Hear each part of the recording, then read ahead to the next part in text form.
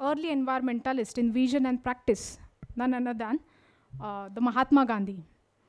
Gandhiji voiced his concern for environment much before, that is almost 100 years before, this convening of any international conferences like Stockholm Conference of 1972 or Rio Earth Summit of 1992. But taking inspiration from Gandhiji's idea of Hind Swaraj, Professor Solanki has started this Energy Swaraj Yatra to enlighten us about the Energy Swaraj Yatra. And today's program, I would like to call Head of Physics Department, Professor Dr. M.K. Devre sir. Before that, I would like to welcome the Vice Principal of KTHM College, Dr. Sonaune Madam. I will hand over the mic to Dr. M.K. Devre sir.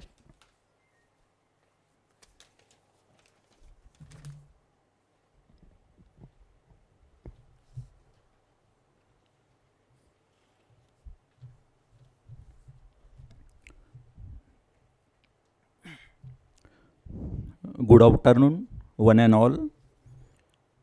On behalf of KTHM College Nasik and the Department of Physics, I warm welcome of the members of the Swaraj Yatra. Respected the Honorable Principal of our college, Dr. V.B. Gaikwad sir,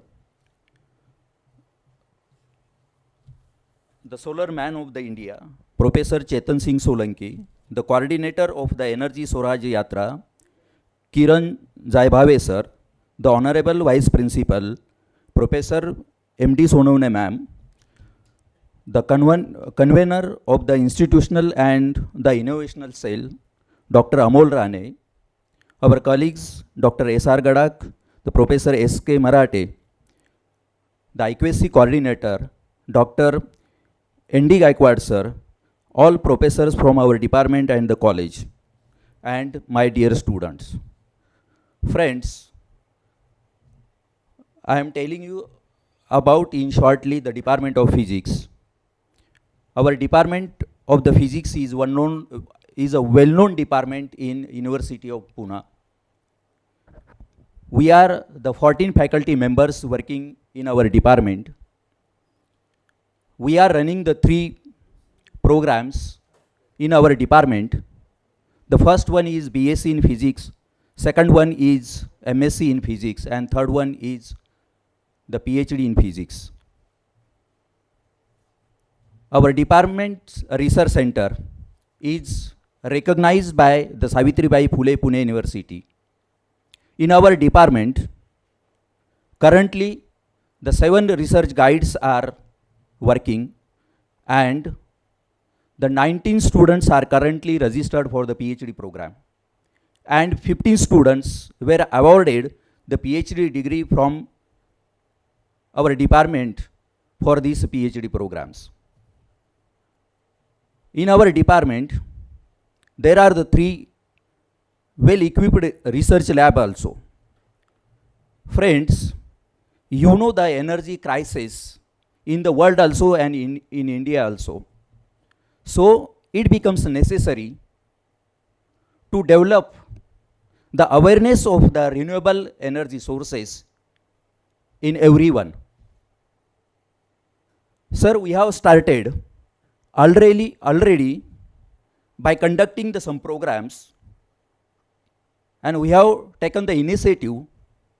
We have conducted the workshop on solar energy and also the solar installation of the solar panels in 1919. Sir, every year we are conducting the solar energy exhibition for our college students. In our department, we have a well-equipped energy lab also, including the different apparatus such as the different types of the solar cookers, the different types of the solar dryers, different types of the solar plate collectors. Sir, we are also running the energy courses at the PG level in MSc 2. So we have taken already the initiative to develop the awareness in the students about the renewable energy sources. And our aim for this to conduct the today's program is also same. The Professor Solanki is the well-known personality who is known as the solar man of the India, and we hope sir will explain in details about the renewable energy sources.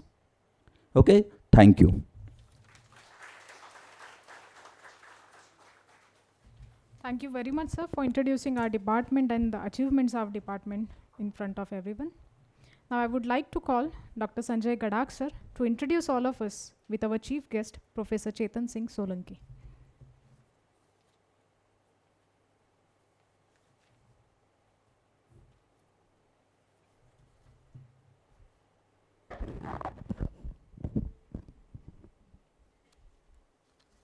Good afternoon to all.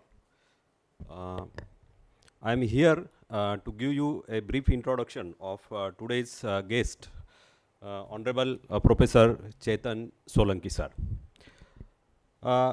As you know, Professor Chetan Solanki sir is a well-known educator, researcher and innovator. He has completed his Bachelor of Engineering degree from Sri GS Institute of Technology and Sciences, Indore. Then he has completed his MTech from IIT Bombay in microelectronics and PhD in solar photovoltaic technology from Inter-University Microelectronics Center, Belgium. Sir has started his academic career in IIT Bombay in 2004 as an assistant professor. Professor Solanki is currently on unpaid leave from IIT Bombay. He has undertaken Energy Swaraj Yatra from November 2020 through a solar bus for 11 years until 2030. So he will be away from home for almost 11 years. In this year, Professor Solanki has pledged not to go home until 11 years and stay in the Solar Yatra bus. The bus is already parked in our campus. After his session, you are going to see the bus and how it is equipped on solar devices. All that will be demonstrated there. The Swaraj Yatra, which is started in the wake of serious and catastrophic climate change, this Energy Swaraj Yatra is designed with the purpose to create a public movement towards adoption of 100% solar energy. He has been honored with Brand Ambassador of Solar Energy by Madhya Pradesh State Government. Professor Solanki has also been referred as Solar Man of India by Times of India, The Hindu and India Today. Some people also call him Solar Gandhi. Professor Solanki has led major solar project at IIT Bombay. Through his SOLS project, he has reached 7.5 million families, providing them clean light. Sir, I am very glad to inform you that under this SOLS project, our college has already conducted one program, that is Solar Brand Ambassador program for our student, and almost more than 1,000 students have participated in October 2019. So there are several awards to his credit. These awards include IEEE's Global Grand Prize of $1 lakh. Then Prime Minister's Innovation Award for SOLS project, first prize in Solar Chula Design Challenge by ONGC, then 3 Guinness World Record, 2 Young Scientist Award, CSIR Science and Technology Award, Outstanding Green Activist. So this list is very large. Professor Solanki, as an academician, has contributed by authoring 7 books. He has published more than 100 research papers in reputed international journals. He has 4 US patents to his credit. Following Gandhian ideas, he has coined the word energy Swaraj. His energy Swaraj movement is a stepping stone towards energy access, energy sustainability, and climate change mitigation. To establish Energy Swaraj globally, he has founded the Energy Swaraj Foundation. During 2019, Professor Solanki traveled across the world covering 30 countries to spread the message of solar energy. In his ongoing Energy Swaraj Yatra, which has started from November 2020, he has already traveled 13,000 kilometers, reaching over 25,000 people across 5 Indian states, and this yatra is continued. Then 11 years yatra, the 11 years yatra is expected to cover about 2 lakh kilometers across 28 Indian states. The yatra aims to bring awareness to more than 100 crore people on energy and climate change through energy literacy, and encourage the people, all the families, to gain energy independence. Sir, spending 11 years of time from one's life is really a great or exceptional work for a great cause, for popularizing solar energy. You are a real idol for all of us. With this word, I conclude this introduction. Thank you very much. Thank you very much, sir, for making everyone aware about what an eminent personality we are having here with us today. Now, moving forward ahead in today's program, I would like to request Honorable Principal of KTHM College, Dr. V.B. Gaikwad, sir, to say a few words before starting today's session.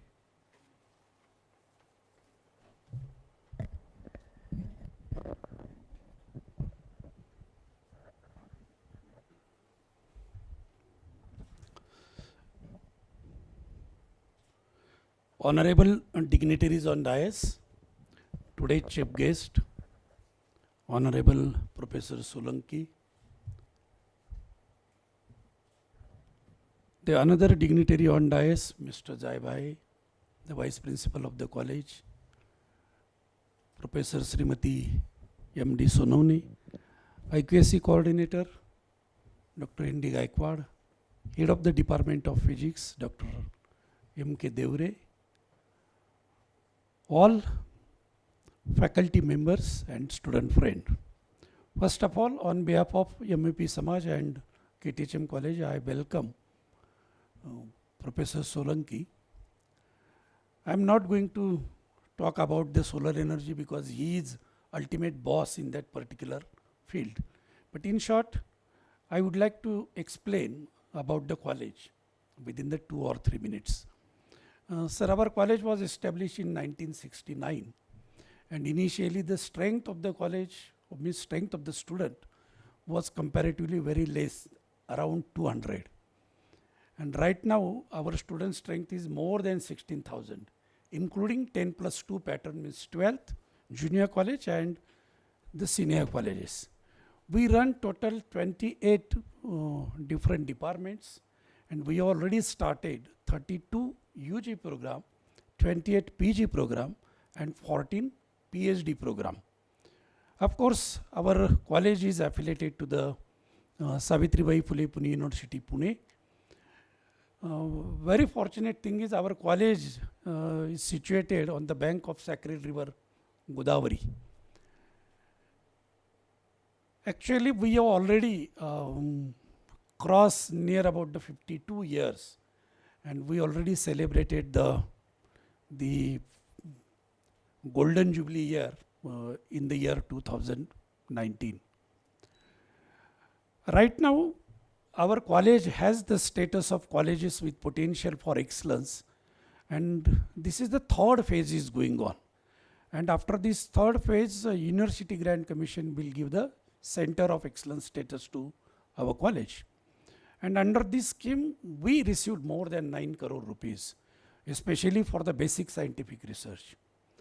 In addition to that, our college received the grant under the different scheme by the different apex body like Department of Science and Technology, Government of India, Department of Biotechnology. But at the same time, we also received the grant from the CSIR as well as the DIT, Department of Information Technology also. Our faculty members and students have rendered their services very honestly for the benefit of the society. And most of the grant is utilized for the benefit of the society. Recently, means last year, we received the grant of rupees 1 crore under the scheme of STRIDE, that is Scheme for Transdisciplinary Research for India's Developing Economy.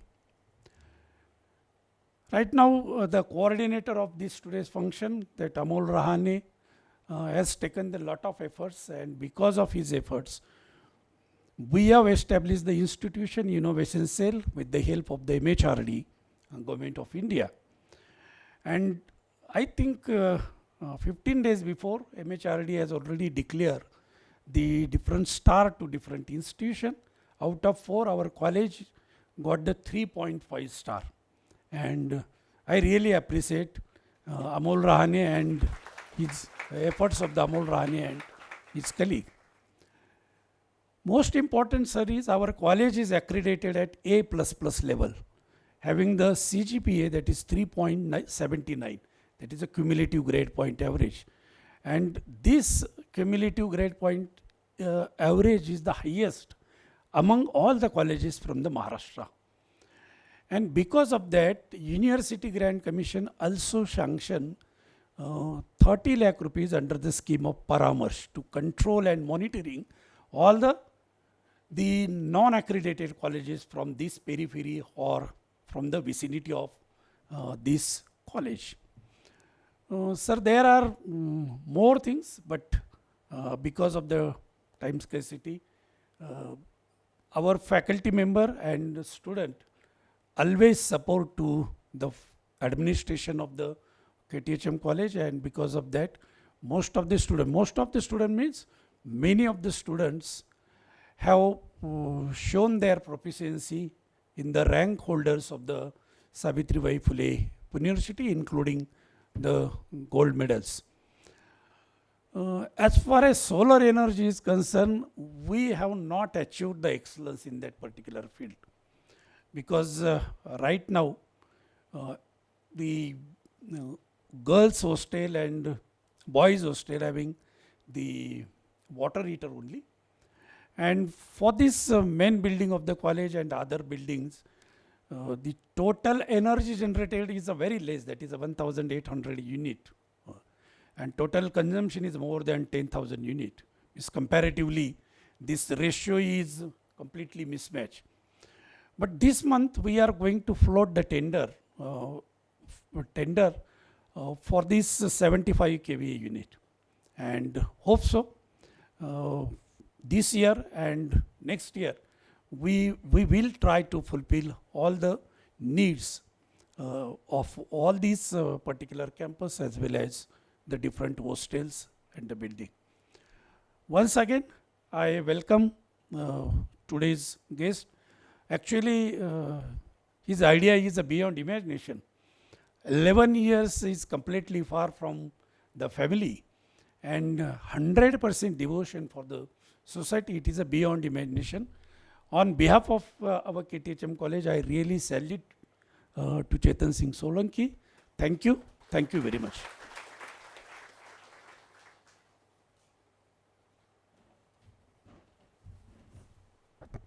Thank you very much, sir. Professor Chetan Singh Solanki, sir, to start with his session. which will be followed by question answer session. So all the students, please pay attention, be patient and enjoy this session. Professor Gaikwad, Professor Sunavni, Professor Devri, Professor Kadad, Professor Amol, and all other faculty members, students. It is really my pleasure to be here among you on this afternoon, and I was really happy to know what colleges have already been doing, and I was surprised to know that there are 12 research centers in the premises, and everybody is really contributing in terms of research also, which is not very common. I keep traveling across the country. Anyway, so we are going to talk about energy, but first of all I want to apologize for a delay in arrival because we got stuck in another event and I could not come in time. So I'm really sorry for that. Tell me, since what time you have been sitting here? 1 o'clock. Oh my God. So क्या करेंगे, अभी थोड़ा आलसी आ गई होगी, थोड़ा शरीर झड़क, अभी खड़े हो जाएंगे, थोड़ा एक्सरसाइज करेंगे. What do you think? Good idea. Okay. तो जब बहुत आलसी होगी तो क्या करते हैं, वो अंगड़ाई लेते हैं ना, ऐसे आराम से ऐसे करके आधे स्ट्रेच करेंगे, हाथ पैर ऐसे ऐसे जो भी कर सकते हैं, हाथ को ऐसे झटक सकते हैं. सब लोग झटक सकते हैं ऐसे, सब लोग जितनी आलसी आ गई उसको थोड़ा पैर वैर को भी ऐसे झटक सकते हैं. एवरीवन, अच्छे से जोर से करना है, भगाना है जितनी आलसी, ऊपर ऊपर ऊपर ऊपर ऊपर ऊपर, साइड में, किसी को मारना मत, नीचे. वाह वाह वाह. एक और प्राणायाम की मुद्रा होती है, उसको बोलते हैं चकित मुद्रा. कभी चकित मुद्रा का प्राणायाम किया है? नहीं. चकित होना, चकित कैसे होता है? ओके. तो मैं बोलूंगा 1 मैं 3 तक गिनती करूंगा और आपको क्या होना है? चकित होना है. रेडी? ओके. अच्छे से चकित होना चाहिए. Okay, ready? 1 2 3. Few more time, we continuous करेंगे. Okay, 1 2 1 2 1 2. Very nice. All right. Feeling better now? Very nice. चूंकि हम एनर्जी की बात करते हैं, जब एनर्जी क्रिएटिव हो, पॉजिटिव हो, सकारात्मक हो, तो एंथुजियास्टिक हो, तो हमेशा अच्छे काम होते हैं. तो मैं क्या करने वाला हूं, मैं लोगों से पूछता रहता हूं दुनिया भर में, ठीक है, कैसे हैं. बहुत सारे लोग बोलते हैं फाइन है. आप सब लोग कैसे हैं? फाइन है, खुश हैं. बाय द वे, मैं उन्हीं लोगों से बात करता हूं जो खुश होते हैं. अगले 30 40 50 मिनट जब मैं बात करने वाला हूं, तब तक आपको जबरदस्ती खुश रहना है. यदि खुद से नेचुरली खुश है तो अच्छी बात है, नहीं है तो जबरदस्ती रहना है. और यदि इस खुश रहने में कोई ऑब्जेक्शन हो तो फिर अभी हॉल छोड़ के जा सकते हैं. Any objection? सब खुश हैं? आप लोग कैसे हैं? हाँ, वेरी नाइस. अच्छा, मेरे पास एक ट्रिक भी है खुश स्माइल लाने के ना. अच्छा, खुश होते हैं तो चेहरे पे स्माइल होना चाहिए, है ना? तो असली नहीं होगी तो नकली से काम चलाएंगे, पर स्माइल रखेंगे, राइट? तो एक मेरे पास ट्रिक है स्माइल लाने की. सीखना है सबको? क्या करना है? अपना राइट हैंड आगे करना है. 1 2 लाइट यहाँ चालू कर सकते हैं क्या? हाँ, लोगों को मैं दिख रहा हूं कि नहीं पता नहीं. दिख रहे हैं? ओके. तो क्या करेंगे, राइट हैंड सब अपना साइड में करेंगे, राइट हैंड, और अंगूठे और उंगली के बीच में 90 डिग्री का एंगल बनाएंगे ना. ये सब लोग करेंगे जो खुश होना चाहते हैं, जो दुखी रहना चाहते हैं कोई बात नहीं. All right. अभी क्या करना है, बहुत ध्यान से, केयरफुली, ये अंगूठे और उंगली के बीच का गैप कम करना है. बहुत ध्यान से, थोड़ा गैप कम करेंगे, धीरे धीरे ध्यान से करना है. एकदम पास लेके आएंगे, धीरे धीरे पास लेके आएंगे. अंगूठे और उंगली के बीच का गैप कम करना है, पास लेके आना है. Very nice. ओके, कितना पास लेके आना? ऑलमोस्ट 1 मिलीमीटर का गैप रहे ना, इतना पास लेके आना. अब क्या करना है, अपने लेफ्ट एंड राइट में जो बैठे हैं उनको देखना है, और क्या करना है, जिसके चेहरे पर मुस्कुराहट नहीं उसको ऐसे चिमटी खोड़ना है.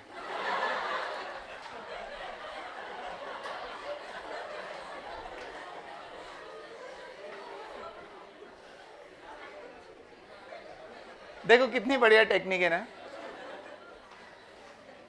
सिर्फ ध्यान इतना रखना है कि ये जो चाबी है स्माइल लाने की, इसका उपयोग करना है, दुरुपयोग नहीं करना, किसी का बदला नहीं निकालना है, नहीं तो रिवेंज लेने के लिए जोर से वो नहीं करना है। All right, so as madam mention, the whole world is a play of energy. You know, when we are good in energy, positive, enthusiastic, तो इतना अच्छा लगता है, राइट? क्रिएटिव होते हैं, सकारात्मक होते हैं। और जब एनर्जी डाउन होती है तो डलनेस आती है, इरिटेशन होता है। That we have to understand that, you know, the whole world is the play of energy and how it is really playing out in this world. One thing we need to really understand that we today, you know, modern humans of 21st century, आधुनिक मनुष्य आज के हमसे ज़्यादा advance कोई भी प्राणी आज तक धरती पे नहीं आया, isn't it? जितने एडवांस हम हैं, इसके पहले इतने करोड़ों साल के इतिहास में never ever been any animal which is so advanced like we are. We are scientifically advanced, we are technologically advanced, economically advanced, everything we can do. है ना, हम मून पे जा सकते हैं, मार्स पे मिशन भेज सकते हैं, किसी के हृदय में प्रॉब्लम हो तो चेंज कर सकते हैं। और रामायण और महाभारत के समय में कुछ लोगों के पास दूरदृष्टि हुआ करती थी, है ना। संजय के पास दूरदृष्टि थी। क्या दूरदृष्टि थी? अपने कक्ष में बैठ के देख सकते थे युद्ध के मैदान में क्या चल रहा है। और आज क्या है, हम सब के पास दूरदृष्टि है। क्या? अपना व्हाट्सएप वीडियो कॉल करो, देखो दुनिया में क्या चल रहा है, तुरंत पता चल रहा है। So advance, so powerful.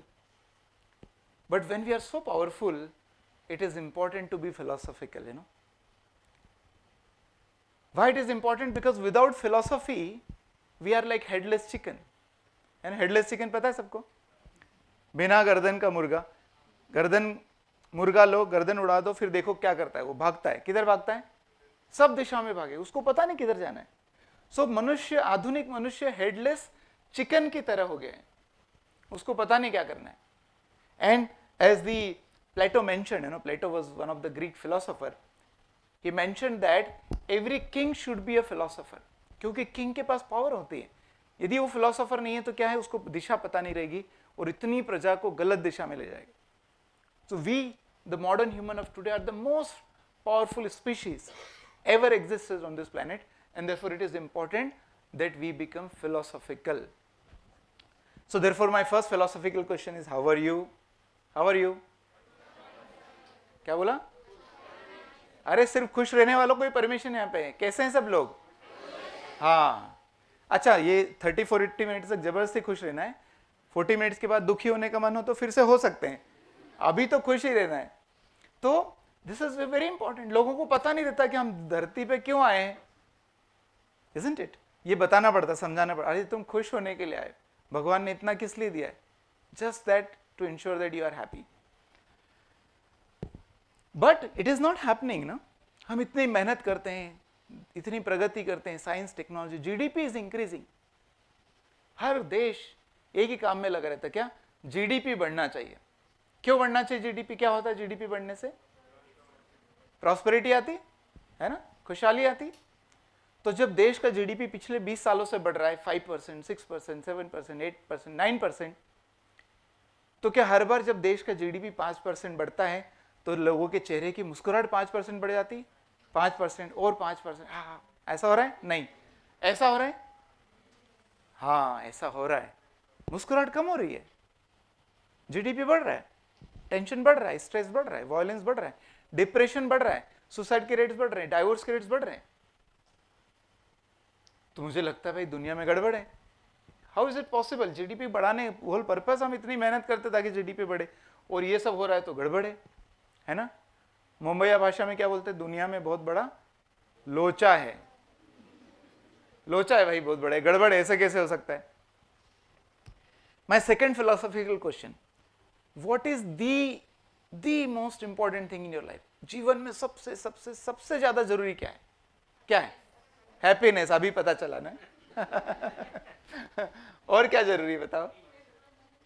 Money, of course, उसके बिना कैसे काम चलेगा। और एजुकेशन, फैमिली, बच्चे, शादी, ये वो, भगवान जाने क्या क्या। जो सबसे महत्वपूर्ण चीज है जीवन में, उसका लिस्ट में नाम ही नहीं आता। हेल्थ भी नहीं। एक काम करते हैं हम लोग, क्या करेंगे, सब लोग 1 मिनट के लिए अपनी नाक बंद करेंगे। हाँ, सी कितने बिगड़ गए हम लोग, isn't it? कितने बिगड़ गए कि हमको ये भी नहीं पता कि हमारे जीवन में सबसे ज्यादा इंपॉर्टेंट हवा है, ऑक्सीजन है, एयर है, isn't it? पैथेटिक। और अपने आप को मॉडर्न बोलते हैं। यदि हवा हमारे जीवन में इतनी इंपॉर्टेंट है जिसके बिना 1 मिनट से ज्यादा जिंदा नहीं रह सकते, तो आप लोगों ने लाइफ में कभी हवा को ठीक करने के लिए कुछ किया है? नहीं। हवा को खराब करने के लिए कुछ किया है? बहुत मेहनत करते हैं, दिन रात लगे रहते हैं, हवा खराब हो जाए, हवा खराब हो जाए, हवा खराब हो जाए। और क्या करते हैं? पानी इंपॉर्टेंट है। जीवन में 3-4 दिन बिना पानी पिए जिंदा नहीं रह सकते। तो क्या पानी को ठीक करने के लिए कुछ किया है? नहीं। पानी को खराब करने के लिए बहुत कुछ किया है। तो ये प्रॉब्लम है कि एक तरफ जीडीपी तो बढ़ रहा है, पर नेचर डिग्रेड हो रहा है। Air, water, soil, river, forest, every natural element that is essential for life, ये जीवन में जरूरी है, उसके बिना रह नहीं सकते। हमारे अस्तित्व के लिए जरूरी है, उसके बिना रह नहीं सकते। परंतु हर वो चीज जिसके बिना रह नहीं सकते, आज के आधुनिक मनुष्यों ने उसकी 12 बजा के रखी। There is something wrong in this world, isn't it? तो मन में ये प्रश्न आता है कि यार ये जो कर रहे हैं, ये सब मॉडर्निटी है कि मूर्खता है? क्या है? मॉडर्निटी है कि मूर्खता है? मूर्खता है। और ये करता कौन है? हम नहीं। हाँ, जो लोग होशियार होते बोलते मैं थोड़ी करता हूं, मनुष्य करता है। मैं नहीं करता भाई, मनुष्य करता। फिर अच्छा, मनुष्य कौन? फिर धीरे पे आते हैं हम। फिर बोलते हैं हम किससे बना है? हम मतलब कौन? कौन करता है? मैं करता हूं। कौन करता है ये सब गड़बड़? मैं। तो जो मूर्खता करते हैं उसको क्या बोलते हैं? मूर्ख। वो मूर्ख कौन? हाँ, very nice.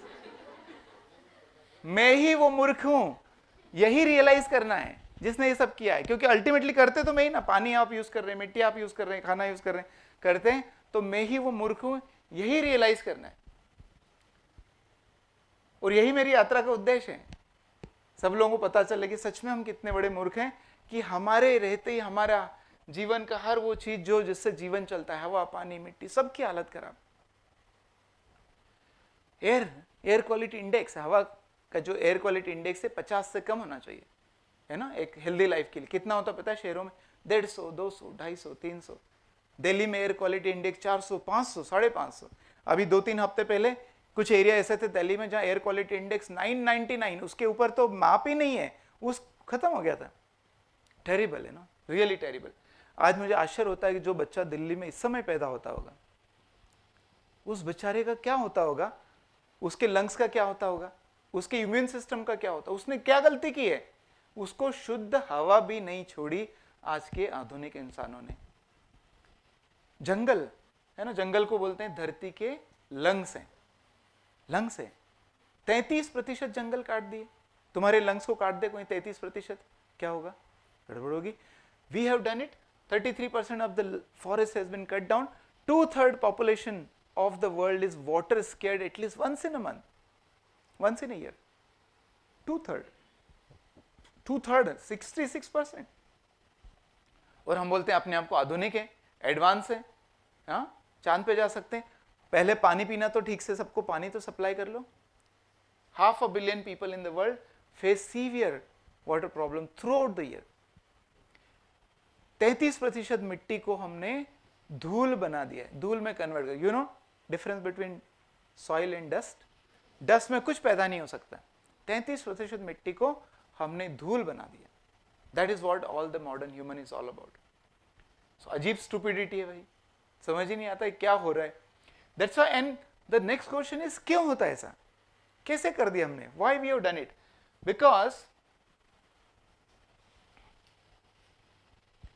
Because the whole world is play of energy. It has happened because we use energy. जब से हमने एनर्जी का उपयोग करना चालू किया, ज्यादा मात्रा में चालू किया, तब से इतना बड़ा बदलाव आ गया है।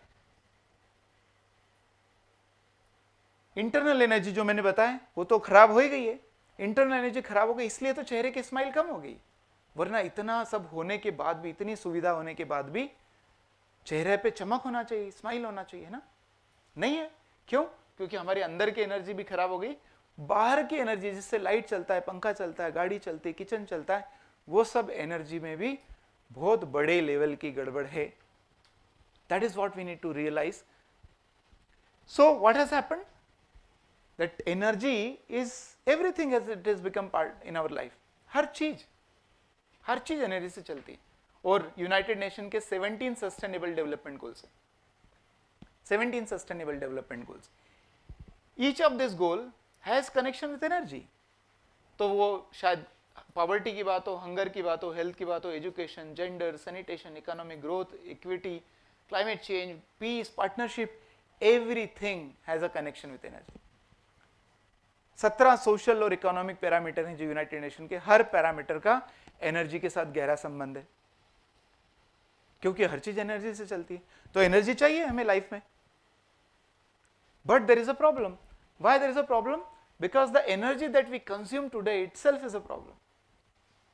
This is how the energy consumption of the world has been evolving. 1850 में ये जो है ये बायोमास, तो 1800 में ये जो एनर्जी है वो सिर्फ जो नॉर्मली लकड़ी वगैरह उससे आती थी, परंतु 1850 में थोड़ा सा कोल यूज करना चालू किया। 1900 आते आते थोड़ा और कोल यूज हुआ, 1950 आते कोल, ऑयल एंड गैस। अभी 2020-21 आते आते ये सारे हमारे सारे एनर्जी के साधन जो यूज करते हैं, परंतु इसमें से 3 मेन है। क्या क्या है? Coal, oil and gas. All the energy जो हम कंज्यूम करते हैं उसका 85% is coal, oil and gas. 85% है ना? कब से हुआ ये? 1950 के बाद से देखो कितना ट्रिमेंडस इंक्रीज हुआ है। तो क्या प्रॉब्लम है? क्या प्रॉब्लम है? Coal, oil and gas use करते हैं, है तो यूज करते हैं, क्या प्रॉब्लम है? तो प्रॉब्लम ये है कि जब भी हम ये, अच्छा ये तीनों कार्बन से मिलके बने, coal is made out of carbon, gas is made out of carbon, है ना? Petrol, diesel, carbon, everything is carbon. So what is the problem? The problem is that whenever we burn carbon with the oxygen, it results in energy and carbon dioxide. दो नुकसान होते हैं, एक तो oxygen का नुकसान होता है, कार्बन तभी जलेगा जब ऑक्सीजन लेगा। ऑक्सीजन कहाँ से लेगा? एटमॉस्फेयर से। फिर क्या होता है? एनर्जी जनरेट होती है। किचन में खाना बना रहे हैं तो एनर्जी को यूज खाना बनाने में कर लेते हैं। पेट्रोल, गाड़ियों में पेट्रोल डीजल जला रहे हैं तो ट्रांसपोर्ट कर लेते हैं। कोयले से इलेक्ट्रिसिटी बना रहे हैं तो ये सारे साधन चला लेते हैं, तो एनर्जी का उपयोग कर लेते हैं, है ना? और कार्बन डाइऑक्साइड को क्या करते हैं? क्या करते हैं? रिलीज इन द एयर, है ना? एज इफ हमारे फादर वहां पे अपने लिए जगह छोड़ गए, है ना? चाहे जितना छोड़ते जाओ, दादाजी, नाना जी सब छोड़ के गए तुम्हारे लिए, खूब जलाओ, खूब जलाओ, छोड़ दो हवा में। Isn't it? That's what we do. तुम्हारा है आकाश? नहीं, सबका है ना, बट हम करते हैं। ये जो कार्बन डाइऑक्साइड है ये क्या है? ये क्या है? Green house gas. Green house gas. अच्छा, बाय द वे कितना कार्बन डाइऑक्साइड रिलीज करते हैं, that also is a very shocking number. हम जो अपने घर से, किचन से जो कचरा फेंकते हैं, कितना कचरा फेंकते हैं per day? Half kg, 1 kg, 1.5 kg, 2 kg, इससे ज्यादा नहीं फेंकते होंगे। तो एक दिन का 1, 2, 2.5 किलो, 2 किलो, एक महीने का कचरा 50-60 किलो। आपको पता है हर महीने कितना किलोग्राम कार्बन डाइऑक्साइड हवा में फेंकते हैं एवरेज? Any guess?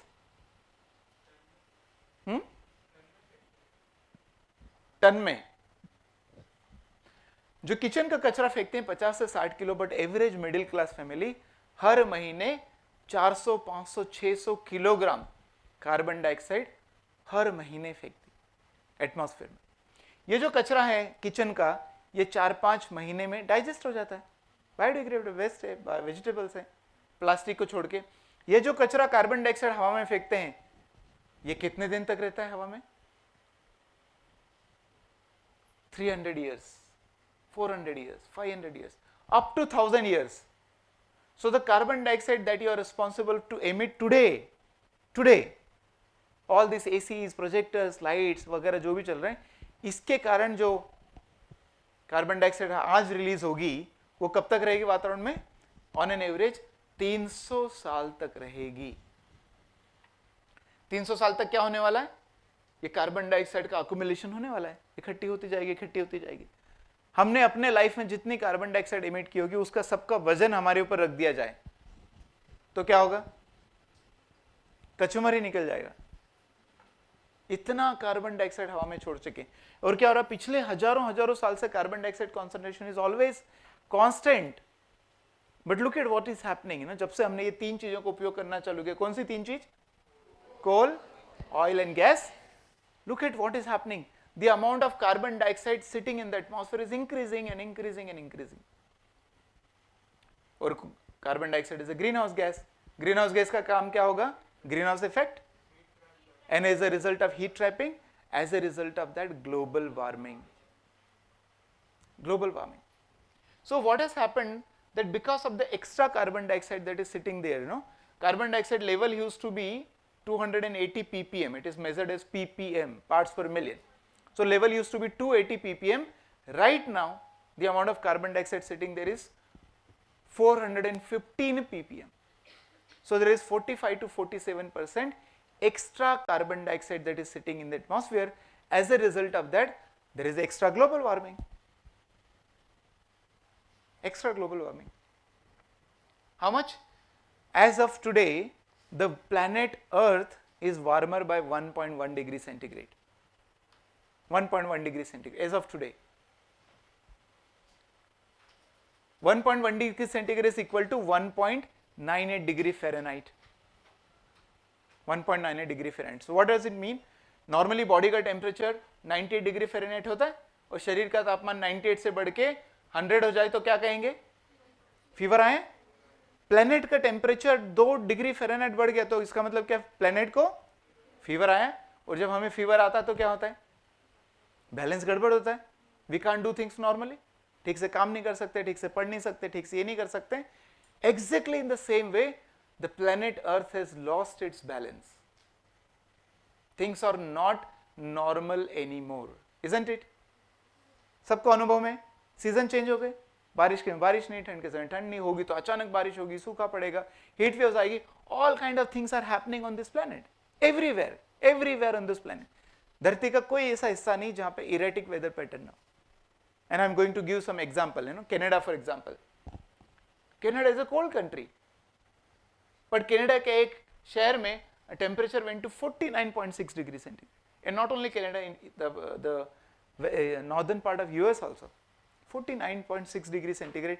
कभी सुना है नासिक में? India is a hotter country, but even in India it doesn't happen. इतना टेम्परेचर हो रहा। Canada is a very powerful country, economically, technologically, still 950 people died due to the heat wave that was there. और ये सिर्फ Canada में नहीं हो रहा है, हीट वेव सभी दूर ऐसा आ रहे। और क्या हो रहा है? Look at this. ऐसा लगता है ना कि कोई युद्ध विद्ध हुआ हो यहाँ पे, पर युद्ध का मैदान नहीं है। क्या हुआ यहाँ पे? बाढ़ आई थी। कहां पे? Germany. Germany is such a systematic country, you know, German quality, this and that, such a systematic. I lived in Europe for 5 years, but when the floods situation is happening, look at the kind of flood that would have happened in that area. Look, you know, even the car and everything must be flowing. That is the situation. It is not only happening in Germany, everywhere on this planet.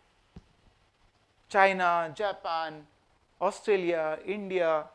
India में many parts, Kerala, Uttarakhand, Maharashtra, Madhya Pradesh, Tamil Nadu, everywhere. So these are the events which are increasing and increasing and increasing, both in intensity as well as in frequency. ज़्यादा बड़ा बड़ा होते जा रहा है, ज़्यादा frequent भी होते जा रहा है। Why? 1.1 degree centigrade of global warming, सिर्फ 1.1 डिग्री। और क्या हो रहा है? Forest fires of enormous size, you know. 2 years back, 2.5 years back, there was a forest fire that we all heard of, Amazon forest fire, isn't it? After Amazon, Australia, after Australia, California, after that, Greece, Italy, Turkey, Russia, Siberia, everywhere there are forest fires.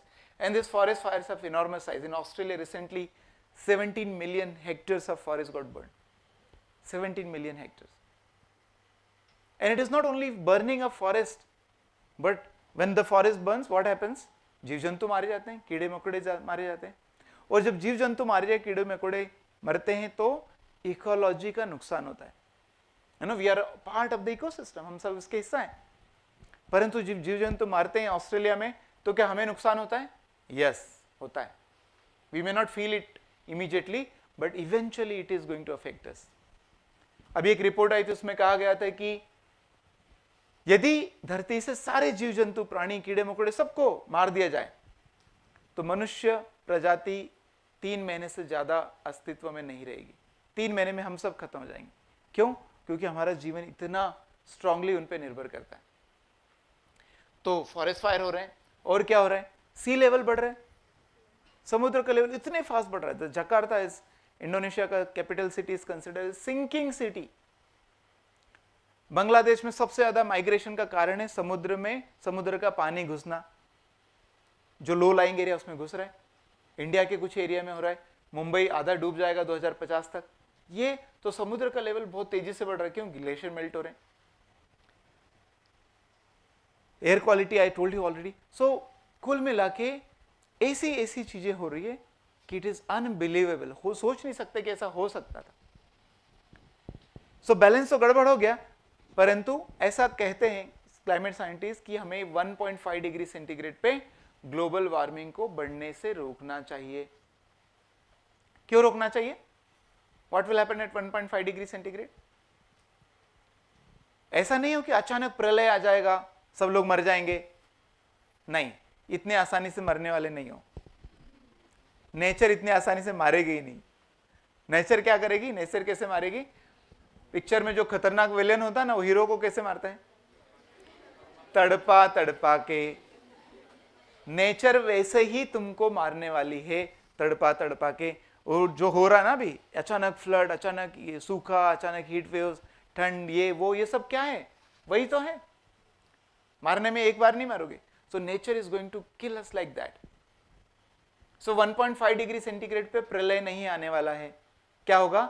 1.5 degree centigrade के बाद में जो climate में change हो, irreversible होना चालू हो जाएगा. Irreversible means what? You can not correct it after that. 1.5 से 2 डिग्री सेंटीग्रेड तक, 2 डिग्री सेंटीग्रेड पे पूरा इरिवर्सिबल हो जाएगा. मतलब क्या? उसके बाद पूरी दुनिया के लोग डिसाइड करें कि आज से हम सिर्फ लंगोट पहन के रहेंगे, इसके बाद कुछ यूज नहीं करेंगे, कोई बिजली नहीं यूज करेंगे, कोई गाड़ी नहीं चलाएंगे, कुछ नहीं करेंगे, सिर्फ ध्यान करेंगे, मेडिटेशन करेंगे और कुछ नहीं करेंगे. फिर भी क्लाइमेट चेंज को रिवर्स नहीं किया जा सकता. That is what it means. By the way, ये जब होने लगेगा और ज्यादा होगा, तो कौन भुगतेगा इसको? आज जो कार्बन डाइऑक्साइड हम एमिट कर रहे हैं, it is going to be in atmosphere for how many years? 300 years. Who is going to bear this? 300 साल में कौन भुगतने वाला इसको? मैं तो मरने वाला है, मैं तो बचेगा ही नहीं. कौन बियर करेगा? Next generation and next generation. हमारे बच्चे, उनके बच्चे, उनके बच्चे, उनके बच्चे. 300 years means 10 generations. So the act of today that we are going to do, आज जो हमने एनर्जी का कंजम्पशन किया, वो 300 साल तक, 10 जनरेशन तक कोई ना कोई भुगतता रहेगा. ऐसा काम करना जो करें हम और भुगते हमारे बच्चे, ऐसे काम को क्या बोलेंगे? क्या कहेंगे? ऐसे एक्ट को क्या कहेंगे? क्या कहेंगे? पाप है ये. सच में पाप है. अरे तुम करोगे, तुम्हारे बच्चे भुगतेंगे और 10 जनरेशन तक भुगतेंगे. पाप है. जो पाप करता है उसको क्या बोलते हैं? पापी. पापी कौन? हम नहीं. हाँ, वेरी नाइस. देखो कितने सुंदर सुंदर पापी बैठे सभी, मुस्कुराते हुए पापी. But that is the fact, that is reality. ये मजाक की बात नहीं, सच में. यदि हम इसको ब्रॉड पर्सपेक्टिव से देखेंगे, it looks like a big crime for our own children. आज बच्चे, कोई पेरेंट्स अपने बच्चे को शुद्ध खाना खा रहा है कि नहीं इसकी गारंटी नहीं कर सकते, केमिकल फ्री खा रहा है कि नहीं. कोई पेरेंट्स आज अपने बच्चे को अच्छी हवा नहीं दे सकता. कोई पेरेंट्स आज अपने बच्चों को ये नहीं बोल सकता ऐसे जाके नदी में डुबकी लगा के आओ. बिना फिल्टर के पानी नहीं पी सकते. तो ये तो पाप ही हुआ. या जो जीवन का आधार है, अच्छे जीने के लिए पैसे नहीं चाहिए, बिना पैसे के जी सकते, बिना बाकी सब के जी सकते, पर हवा के बिना जी सकते क्या? नहीं जी सकते। जिसके बिना नहीं जी सकते उसी को तुमने खराब कर दिया, तो सच में पाप नहीं हुआ क्या? So it's a big crime that we commit today. So how much time is left before we touch 1.5 degree centigrade? 1.5 degree पे रोकना चाहिए, कितना समय बाकी है? It depends on what is your carbon budget, और कितना कार्बन डाइऑक्साइड हवा में छोड़ सकते हैं, कितना और कैपेसिटी धरती का, एटमॉस्फेयर का, to absorb take carbon dioxide. As per this, the number amount is 270 billion tons, gigatons, 270. It looks like a big number. 270 billion tons is the amount of carbon dioxide that we can still throw in the atmosphere. But look at this number. How much we are throwing in the atmosphere right now? Can you read this number? 13 lakh kilogram of carbon dioxide we are emitting in how much time?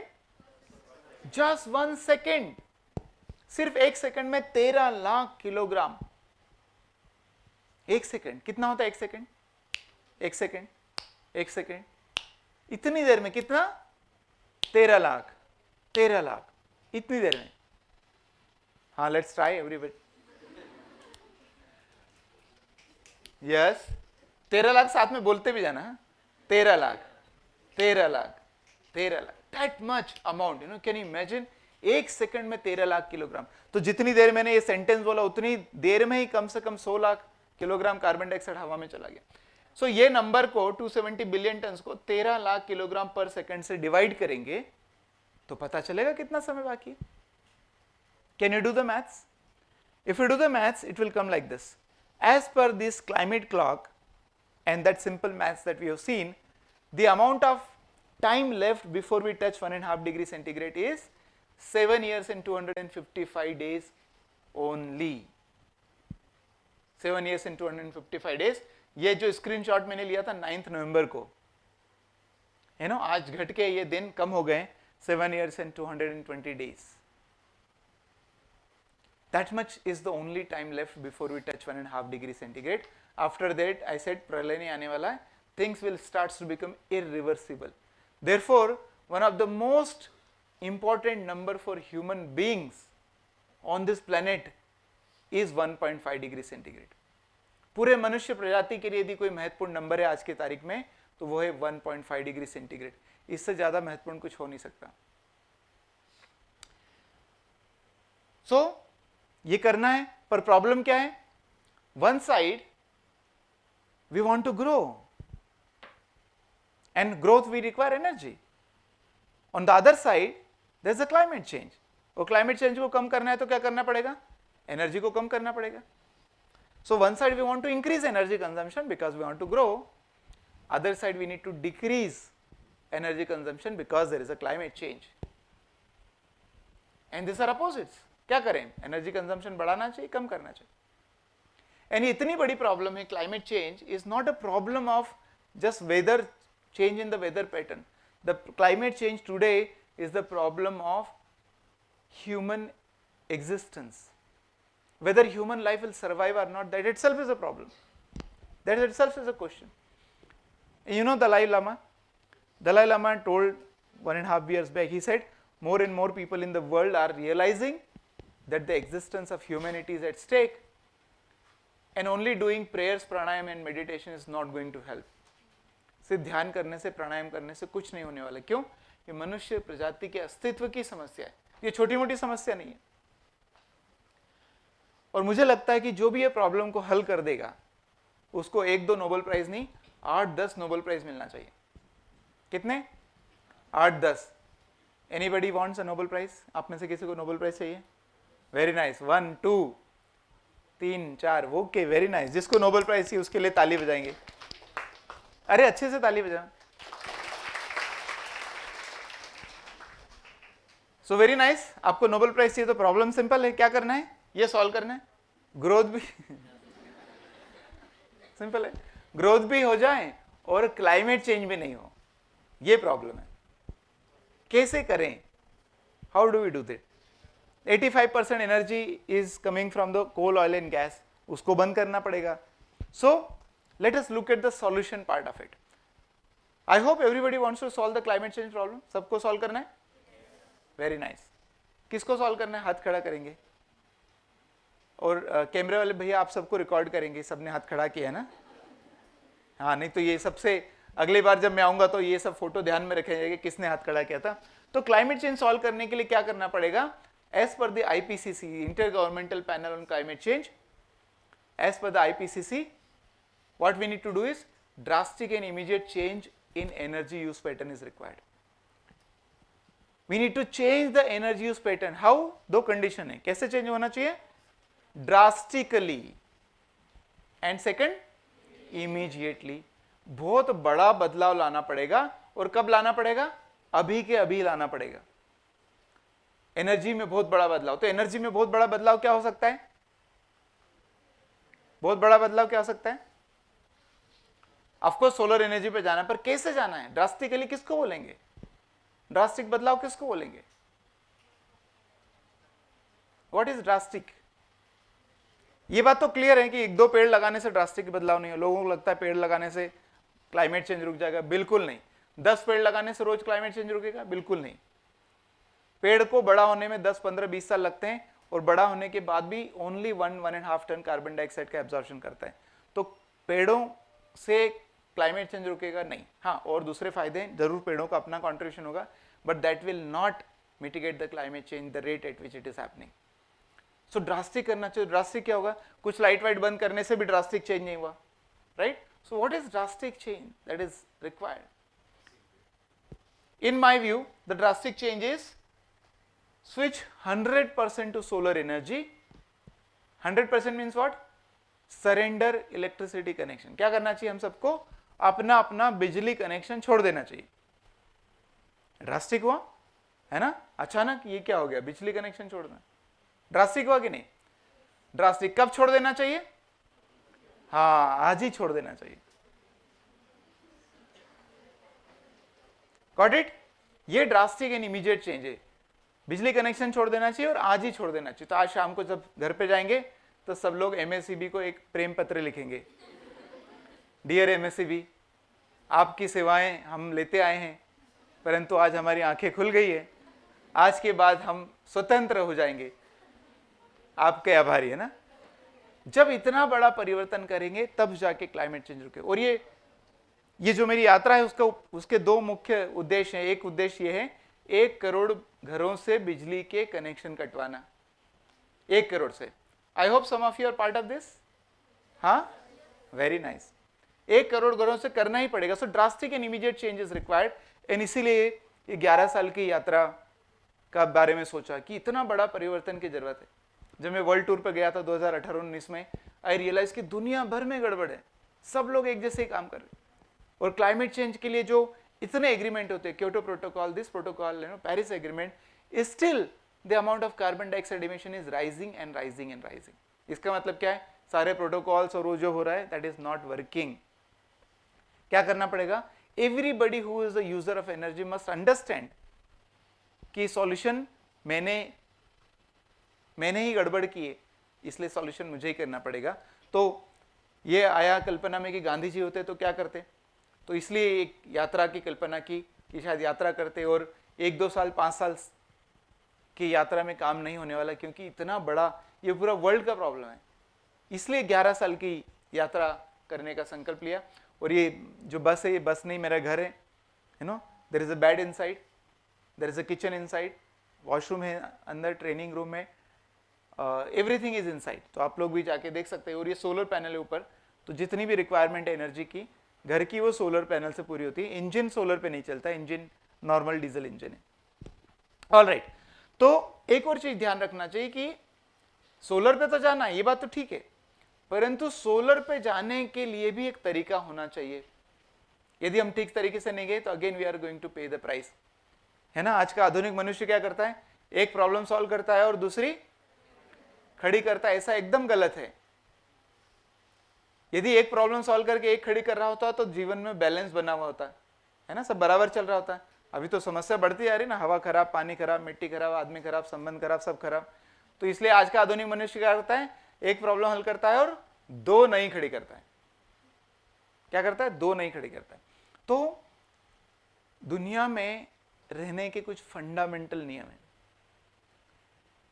अस्तित्व के नियम में बोलता हूं, हमें उन नियमों को पालन करना ही पड़ेगा। ये फंडामेंटल है ना। जैसे कि ग्रेविटेशनल फोर्स इज फंडामेंटल। तुम नहीं बोल सकते कि यार मुझे ग्रेविटेशन पसंद नहीं है, मैं पालन नहीं करूंगा। Newton's law, every action reaction, you can't से कि मुझे न्यूटन ही पसंद नहीं है, मैं नियम नहीं पालन करूंगा। You can't say that. Why? Because this is fundamental to nature, it is always applicable. इसका मतलब क्या है कि जीवन में रहने के, धरती पे रहना है तो कुछ फंडामेंटल नियम है, तुम्हें पसंद हो या नहीं पसंद हो, तुम्हें पालन करना ही पड़ेंगे। So what are these fundamental laws? These are based on the Gandhian philosophy. Not only Gandhi ji, it is written in all religions. सब धर्मों में लिखा गया है। क्या? दुनिया में सबकी जरूरत के लिए पर्याप्त है, किसी की भी लालच के लिए पर्याप्त नहीं। We can fulfill all our needs but not greed. Gandhi ji ने कब कहा था? 100 साल पहले, जब क्लाइमेट चेंज भी नहीं था, जब प्रदूषण भी नहीं था, जब फैक्ट्रीज भी नहीं थी, इंडस्ट्री भी नहीं था, तब भी उन्होंने ऐसा कहा था। क्यों? Why it is like that? क्यों कहा था? क्योंकि ये फंडामेंटल है। धरती पर सब कुछ सीमित है, धरती का साइज ही फिक्स है ना। धरती पे आप पॉपुलेशन बढ़ाते जाओ, क्या तुम सब मिलकर धरती को खींच के बड़ा कर सकते हो? चलो और जगह बढ़ाते हैं। क्या हम मिलकर धरती पे पानी बढ़ा सकते हैं? क्या मिट्टी बढ़ा सकते हैं? खनिज पदार्थ बढ़ा सकते हैं? कुछ भी नहीं बढ़ा सकते। धरती पे हर संसाधन और धरती का साइज सब कुछ फिक्स है। तो हमारी जरूरतें कैसी होना चाहिए? फिक्स होना चाहिए। परंतु आज का आधुनिक मनुष्य क्या करता पता है? उसको लगता है कि हमारा प्रोडक्शन और कंजम्पशन बढ़ते जाना चाहिए, और बढ़ते जाना चाहिए, और बढ़ते जाना चाहिए। Is it possible? ऐसा हो सकता है? नहीं। ये आधारभूत नियम है, ये हमेशा कंटिन्यूअस जीडीपी प्रोडक्शन ग्रोथ और प्रोडक्शन ग्रोथ और कंजम्पशन ग्रोथ इम्पॉसिबल है। हाँ, हम उसको जबरदस्ती ट्रू करा सकते हैं। कैसे? कुछ कुछ करके, एक्स्ट्रा जमीन से खोद के या कुछ करेंगे तो उसको ट्रू करा सकते हैं, पर ये कुछ सालों तक ही करा सकते हैं, कुछ दशकों तक ही करा सकते हैं, कुछ सेंचुरी तक ही करा सकते हैं। But it is not possible that हम हमेशा ऐसा कर सकते। आ रही बात समझ में? तो इसलिए पहला नियम क्या हो गया? In an ecosystem of finite resources there has to be finite consumption. समझ आ रहे हैं? तो क्या करना चाहिए? हम सबको हमारी जरूरतें सीमित करना चाहिए। ये रूल नंबर 1 याद रहेगा। रूल नंबर 2, गांधी जी बोलते थे देखो हमें मास प्रोडक्शन नहीं करना चाहिए, प्रोडक्शन बाय मासेस करना चाहिए। मास प्रोडक्शन नहीं, बड़ी बड़ी फैक्ट्रियां नहीं, क्या होना चाहिए? ग्राम स्वराज होना चाहिए, ऐसा बोलते थे। क्यों? क्योंकि जब भी हम मास प्रोडक्शन करते हैं क्या होता है? Unequal distribution. जो डिस्ट्रीब्यूशन है रिसोर्स का अनइक्वल होता है, वेल्थ का डिस्ट्रीब्यूशन अनइक्वल होता है। एक बड़ी फैक्ट्री है, उसने बहुत सारा प्रॉफिट कमाया, तो प्रॉफिट तो किसको हुआ? सिर्फ उसके शेयर होल्डर्स को, परंतु उसके कारण जितना पॉल्यूशन हुआ किसको हुआ? सबको उठाना पड़ेगा। एक घर में 4 भाई हैं, एक पिताजी ने अपनी प्रॉपर्टी का डिस्ट्रीब्यूशन किया, एक भाई को ज्यादा दिया, एक भाई को ज्यादा दिया, इसका मतलब क्या है? किसी एक भाई को कम लेना पड़ेगा। क्यों? क्योंकि प्रॉपर्टी फिक्स है ना, अनंत थोड़ी कि चाहे जितना ले लो। तो पृथ्वी पर भी सारे संसाधन फिक्स हैं, इसका मतलब कोई यदि एक व्यक्ति ज्यादा उपयोग करता है, इसका मतलब है किसी और को कम मिलने वाला है, विच इज नॉट करेक्ट। इसलिए दूसरा नियम क्या है? In an ecosystem of finite resources there has to be distributed production. Production distributed ही होना चाहिए, डिसेंट्रलाइज ही होना चाहिए, तब जाके वो काम होगा। तो 2 नियम है दुनिया में अस्तित्व के, limited consumption and localise production. याद रहेगा? लिमिटेड कंजम्पशन, अपनी जरूरतों को सीमित करो। सेकंड, सीमित जरूरतों को कहां पूरी करना चाहिए? लोकली। ये बहुत जरूरी। इसमें से दोनों में से किसी का भी उल्लंघन किया तो मनुष्य प्रजाति का अस्तित्व धरती पे रहेगा नहीं रहेगा इसकी गारंटी नहीं है। और हम दोनों को उल्लंघन करते हैं, कंजम्पशन और प्रोडक्शन बढ़ता जा रहा है, और पता नहीं कहां कहां से आता है। टमाटर आपका कहां से आता है, चीज कहां से आता है, जींस कहां से आता है, मोबाइल कहां से आता है, पता नहीं। होना क्या चाहिए? As much as possible local होना चाहिए। यह हर क्षेत्र में अप्लाई कर सकते हैं, खाने के क्षेत्र में, कपड़े के क्षेत्र में, सामान के क्षेत्र में, प्रोडक्ट यूज करके क्षेत्र में, और खास करके एनर्जी के क्षेत्र में अप्लाई किया। लिमिटेड कंजम्पशन और लोकलाइज प्रोडक्शन। एनर्जी को लिमिट कर दिया हमने, जरूरत को, और जो सीमित जरूरत है उसको क्या कर दिया? लोकल प्रोड्यूस कर लिया। तो क्या हो जाएगा? Energy Swaraj. That's the whole idea of energy Swaraj. Energy Swaraj का मतलब क्या है? limit your consumption and localize your production. That is energy Swaraj. That is what is required.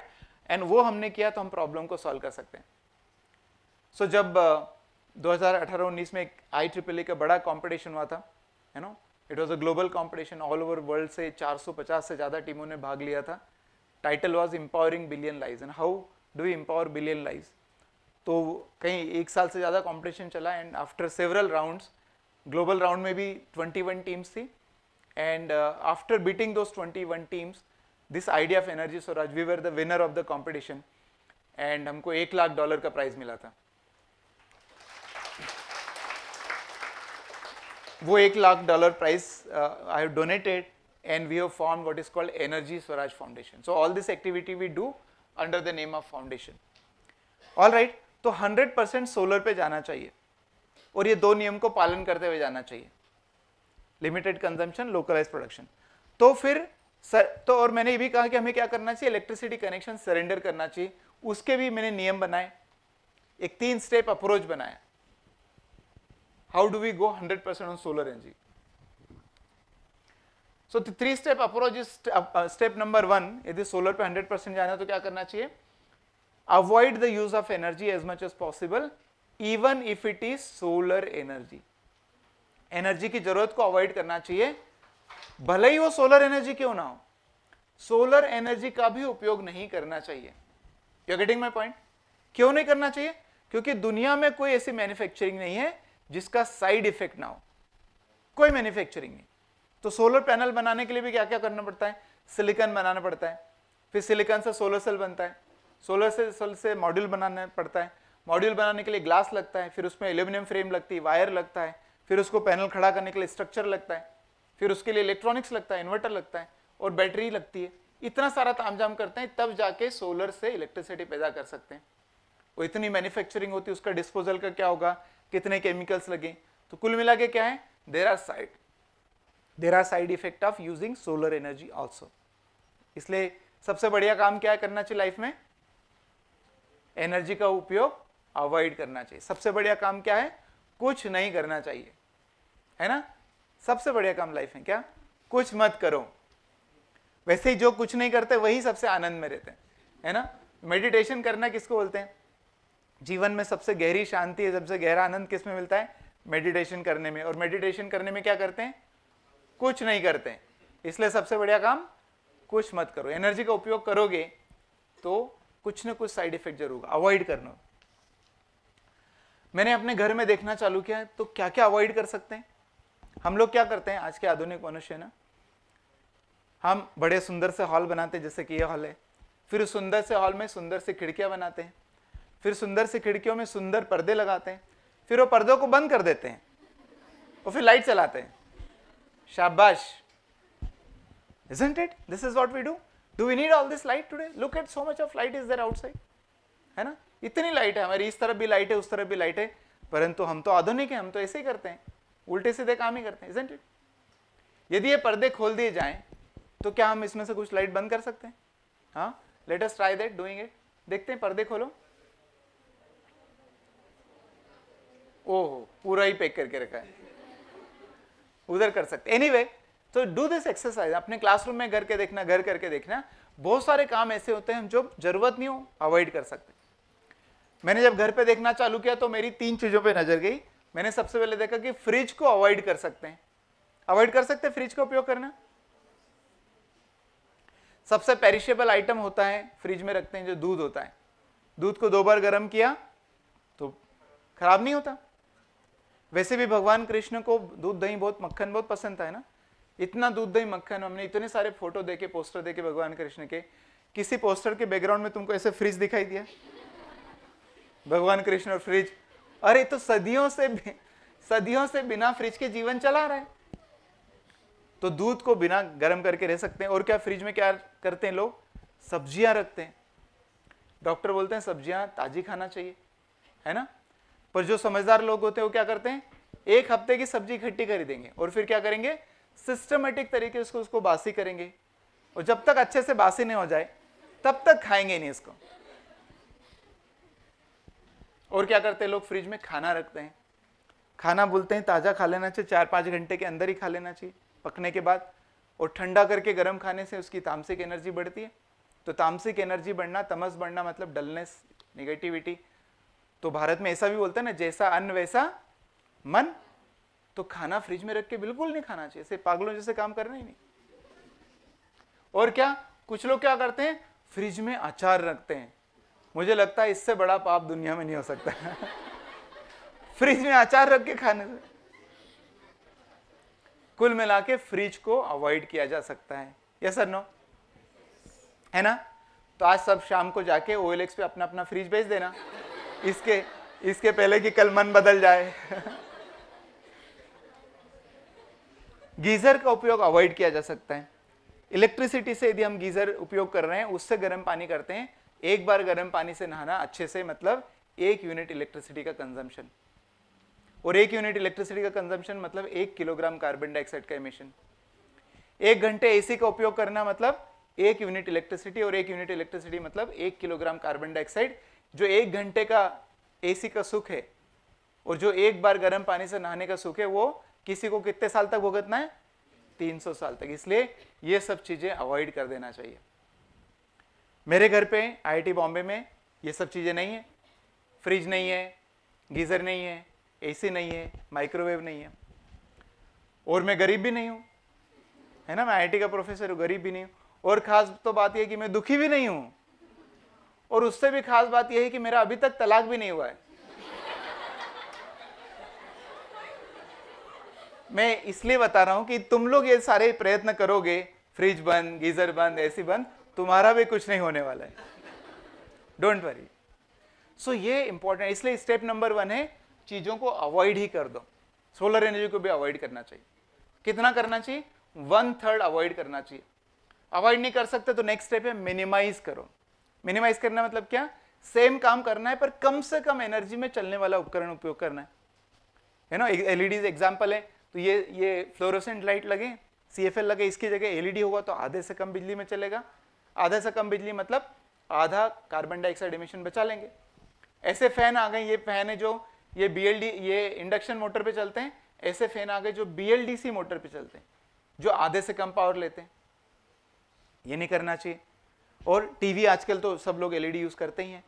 Fridge का उपयोग करना नहीं चाहिए, परंतु करना ही पड़े, घर में तलाक जैसी स्थिति पैदा हो जाए किसी के, करना ही पड़े तो क्या करना चाहिए, 4 दरवाजे वाला फ्रिज उपयोग नहीं करना चाहिए।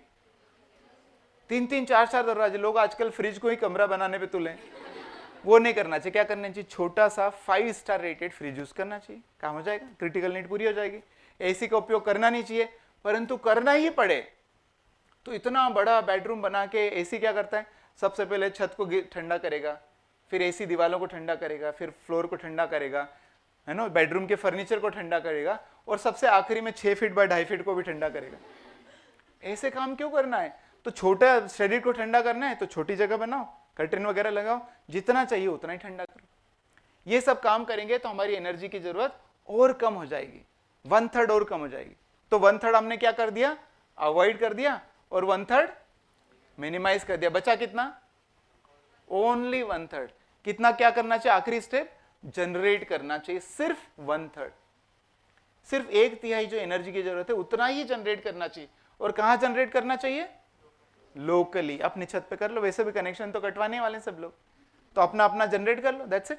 जब अपना अपना जनरेट करेंगे, लोकल करने लगेंगे, ये करने लगेंगे, तब जाके रियल में एनर्जी स्वराज होगा। और जब एनर्जी स्वराज होगा तो क्लाइमेट चेंज को बचाने से, क्लाइमेट चेंज को रोक सकते हैं। क्यों, क्योंकि हमारी जरूरत ही इतनी कम हो गई। इसलिए ये रूल मैंने बनाया, याद रहेगा, AMG rule, I call it AMG। A means avoid, M means minimise, G means generate. 1/3, 1/3, 1/3. We have to follow AMG rule so that we have to avoid saying OMG, oh my God, solar energy is expensive, solar energy is this, छत पे जगह नहीं है, efficiency नहीं है. So we need to really follow this rule. And when I traveled across the world, I also realized कि ये जो climate change mitigation, it cannot be done by the governments alone, because government all over the world are elected only for 4 years, 5 years. 4-5 साल के लिए governments आती हैं. That too also they do not have time, they do not have resources, money. Therefore, all of us have contributed to the climate change, and all of us must be the part of the solution. एक जन आंदोलन होना चाहिए, एक public movement बनना चाहिए, energy Swaraj movement बनना चाहिए, जहां पे हमको इस पे गर्व हो, ये कहने में गर्व हो कि मेरे यहां बिजली कनेक्शन नहीं है, मैं ग्रिड फ्री हूं, मैं पॉल्यूशन का हिस्सा नहीं हूं, मैं सॉल्यूशन का हिस्सा हूं। घर के आगे हम झंडा लगाने लगे जो ये बताए कि इस घर के कारण कार्बन डाइऑक्साइड का एमिशन नहीं होता।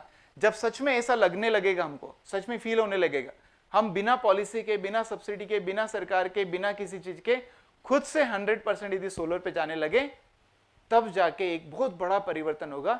और बहुत बड़े परिवर्तन के बिना क्लाइमेट चेंज समस्या को हल नहीं किया जा सकता। तो एक जन आंदोलन की जरूरत है। मुझे उम्मीद है कि हम सब लोग मिलकर वो जन आंदोलन करेंगे, खास करके एकेडमिक इंस्टीट्यूशंस, खास करके स्कूल कॉलेज, क्योंकि यही वो जगह है जहां पर बच्चों का भविष्य संवरता है। और ये उनका ही भविष्य जो दांव पर है। जो 60-70 साल की उम्र के लोग हैं वो तो 20-30-40 साल में चले जाएंगे ऊपर, है ना। जो बचेंगे उनको चिंता करना चाहिए। तो इसलिए एकेडमिक इंस्टीट्यूशन जरूर इसमें बहुत इंपॉर्टेंट, महत्वपूर्ण रोल अदा कर सकती है और करना भी चाहिए। हमने मध्य प्रदेश का, मैं सोलर एनर्जी का ब्रांड एम्बेसडर हूं, तो हमने कई सारे इनिशिएटिव्स चालू किए हैं। वहाँ पे एक एनर्जी लिटरेसी मिशन चालू किया है, वहाँ पर एक सोलर पावर्ड कैंपसेस का चालू किया है, ताकि सोलर कैंपसेस 100% सोलर पे जा सके। मैंने एक स्कूल बनाया है मध्य प्रदेश में, एजुकेशन पार्क के नाम से, 2010 में बनाया था, 14 एकड़ का कैंपस। तब से अभी तक वहाँ बिजली कनेक्शन नहीं है। The whole everything runs 100% on solar energy. So that is what you can do. मुझे ऐसा भी लगता है कि ये जो एनर्जी के बारे में लिटरेसी लेवल है वो बहुत पुअर है, सबका पुअर है, 99% लोगों को पता नहीं है। तो क्या करना चाहिए, हम सबको एनर्जी लिटरेट बनना चाहिए। हमें जानना चाहिए कि एनर्जी कहाँ से आती है, कितने हजार किलोमीटर दूर से आती है, गवर्नमेंट को क्या करना पड़ता है, कितना इंपोर्ट करना पड़ता है, हमारे कारण कितना कार्बन डाइऑक्साइड एमिशन होता है, उसके कारण कितना क्लाइमेट चेंज हो गया है, मैं इंडिविजुअल लेवल पे क्या कर सकता हूँ, कैसे कम कर सकता हूँ, कैसे जनरेट कर सकता हूँ, सोलर से कितना कर सकता हूँ। ये सारे क्वेश्चन है that every individual who is using energy should know. Everybody is user of energy, everybody should be literate of energy. ऊर्जा में साक्षरता होना चाहिए। तो एक हमने एक ट्रेनिंग बनाया, learn.energyswaraj.org, you can get this training and make yourself literate. You can also become part of the Energy Swaraj movement. As I said, एक मैंने कहा कि जन आंदोलन ही बनना चाहिए, because we want a public movement, है जनता के द्वारा होना चाहिए। तो we have decided कि हम गवर्नमेंट से फंड नहीं लेंगे, we don't take any money from the government, and the whole activity are all supported by people. So you can also become the member of the movement. जो individual है, they can contribute about 3,650 rupees per year, और जो student है वो 365 रुपये contribute कर सकते हैं, and you can become part of this movement.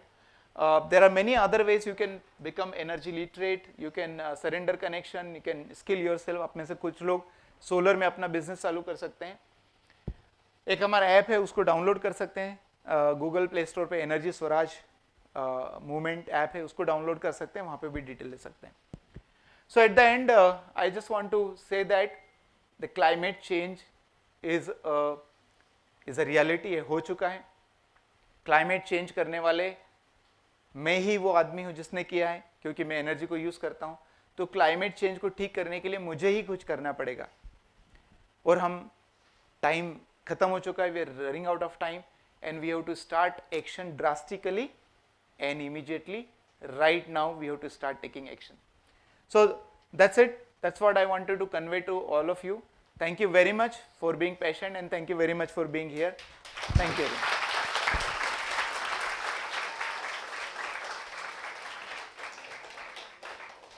Anyone having questions? You should have a lot of questions.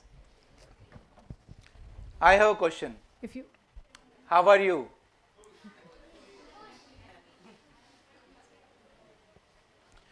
So now the time, the condition that you have to be, happy is over. Now you are free to be dukhi again, if you want. So how are you all? Okay, many of you are happy. How many of you want to be happy all the time? Wonderful. Everyone. Oh, great. If you can do that, nothing like it. इतना यदि कर सको कि दुनिया में कुछ भी हो जाए, तुम्हारी चेहरे की मुस्कुराहट नहीं जाएगी ना। ऐसा कहते हैं, जो हमारे पास होता है वही बांटते हैं। तो हमारे पास ज्ञान होगा तो ज्ञान बांटेंगे, पैसे होगा तो पैसे बांटेंगे, दुख होगा तो दुख बांटेंगे, और स्माइल होगी तो स्माइल बांटेंगे। तो स्माइल बांटना अच्छा काम है ना, so do that, that's a really wonderful thing that you can do. All right, any question?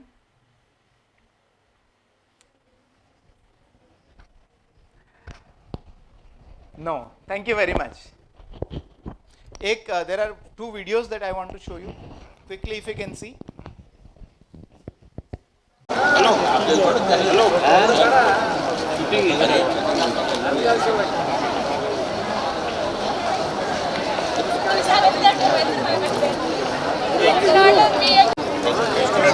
Quality वाले हो नाशिकमध्ये भैया सर हां घ्या सर या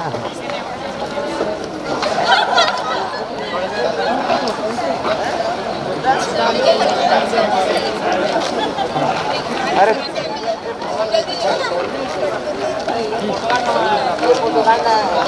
झाले का